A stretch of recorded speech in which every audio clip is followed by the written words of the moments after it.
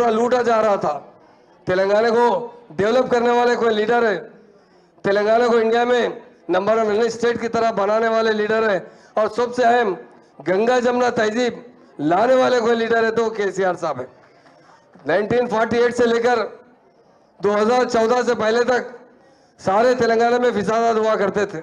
अभी सोहेल साहब ने जिक्र किया, कांग्रेस इख्तियार पे आने के बाद क्या करती है, मुसलमानों को फिसादात में उलझा देती है, मुसलमानों को बर्बाद करती है। कांग्रेस 1-2 साल नहीं, करीब 50 साल हुकूमत की है यहाँ पर।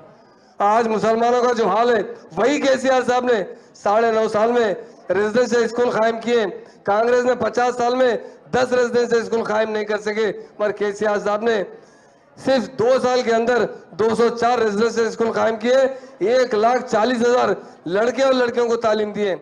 आप जानते हैं हमारे बड़े लोग क्या कहते हैं, इंसान को अगर संवारना है, तरक्की दिलाना है, दिल से उसकी तरक्की देखना है तो उसको सबसे पहले तालीम दो। तालीम देने वाले कोई लीडर है वो केसीआर साहब है, और गंगा जमुना तहजीब लाने वाले कोई लीडर है वो केसीआर साहब है। केसीआर साहब पॉलिटिकल पार्टी पावर के लिए नहीं बनाए थे, तेलंगाना हासिल करने के लिए ये पार्टी बनाई गई थी। और उन्होंने खासतौर से 2009 में मरण वक्त 11 दिन तक बैठा तेलंगाना के लिए, हमारा तेलंगाना चाहिए, क्योंकि तेलंगाना का पैसा पूरे का पूरा आंध्रा में खर्चा किया जाता था। यहाँ के लोगों को मुलाजिमत नहीं मिलते थे, यहाँ के लोगों के माशी हालात सही नहीं होते थे, हमारी स्टेट डेवलप नहीं होती थी। इसके लिए केसीआर साहब ने 11 दिन तक मरण पर बैठा था, पर 11वें दिन उनकी हालत इतनी खराब हुई थी, जब हमारे जयशंकर साहब जिंदा थे, साहब के बहुत से लोग जाके साहब से गुजारिश किए, साहब आप भारत तोड़ दीजिए, तेलंगाना बाद में लेंगे। केसीआर साहब एक बात कहा, मेरी जान गई तो परवाह नहीं है, मुझे मेरा तेलंगाना चाहिए, मेरी आवाम की तरक्की चाहिए। ये बोलने वाला कोई लीडर है वो केसीआर साहब। ये कांग्रेस पार्टी धोखेबाज पार्टी है, मुसलमानों को धोखा देती है, सारे लोगों को धोखा देती है। आप जानते हैं ना, केटीआर साहब सब चीज बताएंगे आपको, हमारे साथ कैसा धोखा किया गया। हमें सिर्फ वायदे किए गए, गारंटियां बताए गए, पर किसी पे अमल नहीं किया गया। एक मुसलमान मिनिस्टर को नहीं बनाया गया। आप उसके मुकाबले में केसीआर साहब को देखिए, उन्होंने डिप्टी सीएम का ओहदा दिया आपके भाई को, उन्होंने होम मिनिस्टर का ओहदा दिया। इसी को सेकुलरिज्म कहते हैं।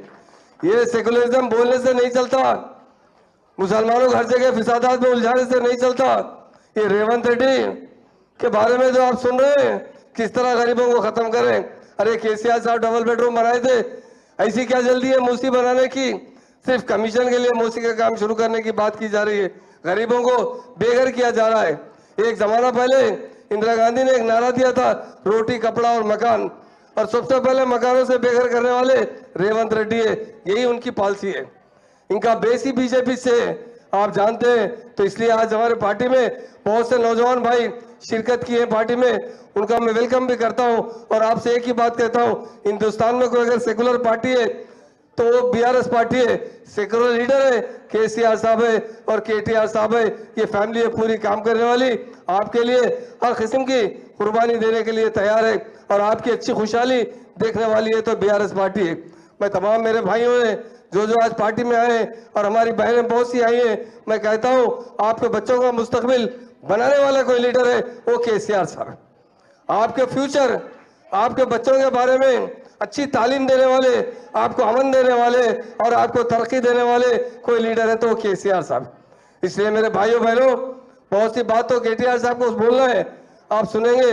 मैं मीडिया के भाइयों से भी कहता हूं, ये वायदे करके, झूठे वायदे कर गारंटी देकर पावर में आने वाली पार्टी कभी भी टीआर से नहीं सोची। कोई वायदा नहीं करते हुए केसीआर साहब ने हर किस्म से तरक्की दी है। आज गरीब लोग दुआ दे रहे हैं हाथ उठाकर, आप व्हाट्सएप में देख रहे हैं, बोल रहे कि अरे केसीआर साहब कितने अच्छे इंसान थे, हमें 9.5 साल में कभी बेघर नहीं किया। मगर ये रेवंत रेड्डी 8 महीने में आने के साथ ही हमें बेघर कर रहे हैं। मेरे भाइयों बहनों, आपका हमेशा फ्यूचर, आपकी मुस्तकबिल, जिंदगी आपके बच्चों की अच्छी बनाने वाले कोई लीडर है वो केसीआर साहब है। केसीआर साहब एक अमली इंसान है, हमेशा लोगों को खुशहाल देखना चाहते हैं, सबको तरक्की दिलाना चाहते हैं। इसलिए मेरे भाइयों बहनों, जो आज बीआरएस पार्टी में शामिल हुए, यकीनन मैं उन सबका शुक्रिया अदा करता हूं। और एक बात बताता हूं, हमारे केटीआर साहब भी बड़े डायनेमिक लीडर है, बड़े हमदर्द इंसान है। आप जानते हैं, जब मूसी नदी को आज नहीं कल डेवलप कर सकते हैं, इमीडिएट मालूम होते ही 10 करोड़ रुपए का ऐलान किया गया कि हमें किसी भी तरह लीगल सपोर्ट के लिए। आप देखिए लोग जो है तमाशा देख रहे हैं। केटीआर साहब ने जगह जगह जाकर प्रोटेस्ट भी किया है, लोगों को मुखातिब भी किया है कि आप डरिए मत, हमें बुलाइए, हम आपके साथ रहेंगे। हम यही चाहते हैं हमारे बहन और भाई अच्छी जिंदगी गुजारे। और किसी ने आज़ाद हिंदुस्तान आने के बाद 1947 के बाद किसी ने मुसलमानों की तालीम पर तवज्जो नहीं दी। अगर तवज्जो देने वाले कोई लीडर है वो केसीआर साहब है। गरीब मुस्लिम बहनों की शादी के लिए 1 लाख रुपए देने वाले वो केसीआर साहब है। इसलिए मेरे भाइयों बहनों, आपने बहुत अच्छा काम किया। बीआरएस पार्टी में आकर यही पार्टी आपको हक दिला सकती है, आपको तरक्की दिला सकती है, आपको अमन दिला सकती है। हर शोबे हयात में दूसरी कौमों की तरह तरक्की करने का मौका देने वाली कोई पार्टी है वो बीआरएस पार्टी है। इसलिए मैं तमाम भाइयों बहनों का शुक्रिया अदा करता हूं, क्योंकि आपके दिल में है। सबसे पहले केटीआर साहब को सुनना आपके दिल में है। वो एक बहुत डायनेमिक लीडर है। हम नहीं कहते, तमाम स्टेट के लोग कहते हैं, हिंदुस्तान के जितने स्टेट है वहाँ के बड़े बड़े लीडर कहते हैं केसीआर के पास अगर कोई डायमंड हीरा है वो केटीआर साहब है। जरूर एक अच्छा इनकलाब लाएंगे, बहुत दूर नहीं है। लोग दिल से दुआ दे रहे हैं, गरीब हमारे बहनें दुआ दे रही हैं। व्हाट्सएप पे हम देख रहे हैं, ऐसे जालिम हुकूमत से हमें निजात दिलाइए, जल्द से जल्द इनकलाब आए ताकि फिर से केसीआर साहब चीफ मिनिस्टर बने, हम तमाम लोगों को राहत मिले। यही गरीबों का नारा है। जो मुझे मौका दिया गया है उसका मैं शुक्रिया अदा करता हूँ। जय तेलंगाना, जय जय तेलंगाना।